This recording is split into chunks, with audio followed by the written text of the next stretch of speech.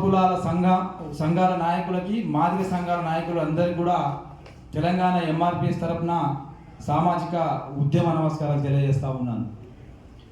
మరి ఈరోజు 2-3 అంశాల మీద మనం రౌండ్ టేబుల్ సమావేశం ఏర్పాటు చేసుకొని మాలమాదిగల పంచాయతీ కాదు ఇది.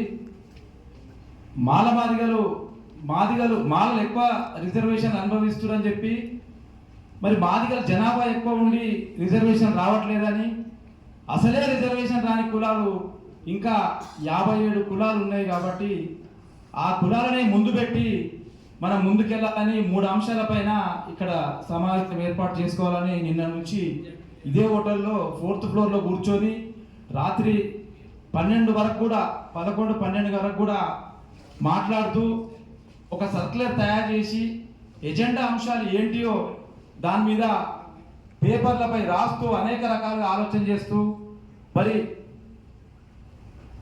వర్గీకరణ అనేది మాలమాదిగల పంచాయతీ కాదు. ఇది ఉపకులాలకు ముందు వరుసలో ఉపకులాలకు రిజర్వేషన్ ఫలాలు అందించాలని చెప్పి మన మాదిగ సంఘాల ఆకాంక్ష, మాదిగల ఆకాంక్ష అని కూడా సందర్భంగా తెలియజేస్తా ఉన్నాను. మరి సుప్రీంకోర్టు తీర్పు 2004లో రిజర్వేషన్ని ఏబిసిడిని కొట్టేస్తే మనము ఒక్క మాదిగ సంఘం కూడా సుప్రీంకోర్టు మనం తప్పు పట్టలేదు.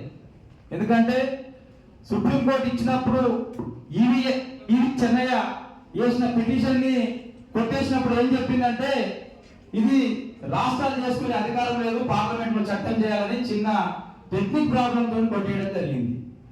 మరి 2004లో రాజశేఖర రెడ్డి ముఖ్యమంత్రి అయిన కొద్ది రోజులకే కొట్టేస్తే మరి ఎస్సీ వర్గీకరణని ఇది రాష్ట్రాలు చేసుకునే అధికారం లేదు కాబట్టి పార్లమెంట్లో చట్టం చేయాలంటారు కాబట్టి పార్లమెంట్లో చట్టం చేయడానికి 2004 నుంచి 2009 వరకు ఈ రాష్ట్రంలో ముఖ్యమంత్రులు భయపడే స్థాయిలో మాదిగ దండోరా కార్యకర్తల నాయకులందరూ కూడా పనిచేసారు.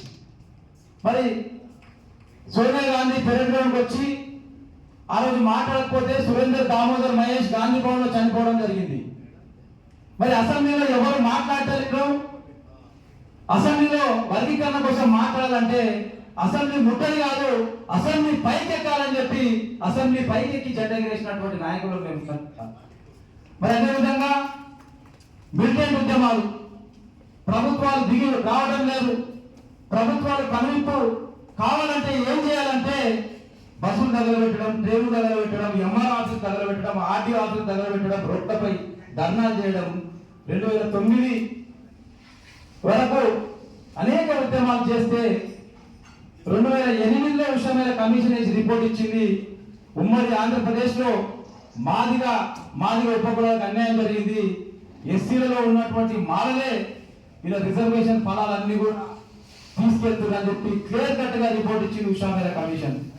మరి ఉషా మేర కమిషన్ రిపోర్ట్ ఇచ్చిన తర్వాత ఈ రాష్ట్రంలో తెలంగాణ ఉద్యమం ఒకటి, మరి ఎస్సీ వర్గీకరణ ఉద్యమం, 2 ఉద్యమాలు దేశంలో బలంగా జరుగుతూ ఉన్నప్పుడు యూపీఎస్ చైర్పర్సన్ ఉన్నటువంటి సోనియా గాంధీ మరి తెలంగాణ రాష్ట్రం ఇస్తే తెలంగాణ రాష్ట్రంలో మాదిగ జనాభా ఎక్కువ కాబట్టి తెలంగాణ రానియండి, ముందు తెలంగాణ వచ్చిన తర్వాత మీరు ఏబిసిడిగా చేసుకోవచ్చు, ఏ రకంగా మీరు చేసుకోవచ్చు అని చెప్పి సోనియా గాంధీ తెలంగాణ రాష్ట్రం ఇచ్చింది. తెలంగాణ రాష్ట్రం ఇచ్చిన తర్వాత దాంట్లో కూడా మాదిగల పాత్ర కీలకంగా ఉందని చెప్పి సందర్భంగా తెలియజేస్తా ఉన్నాను. మరి తెలంగాణ రాష్ట్రం ఇవ్వడానికి మన ఉప ముఖ్యమంత్రిగా ఉన్నటువంటి దామోదర్ రాజనరసింహ గారు ఆ రోజుల్లో రూట్ మ్యాప్ వేసి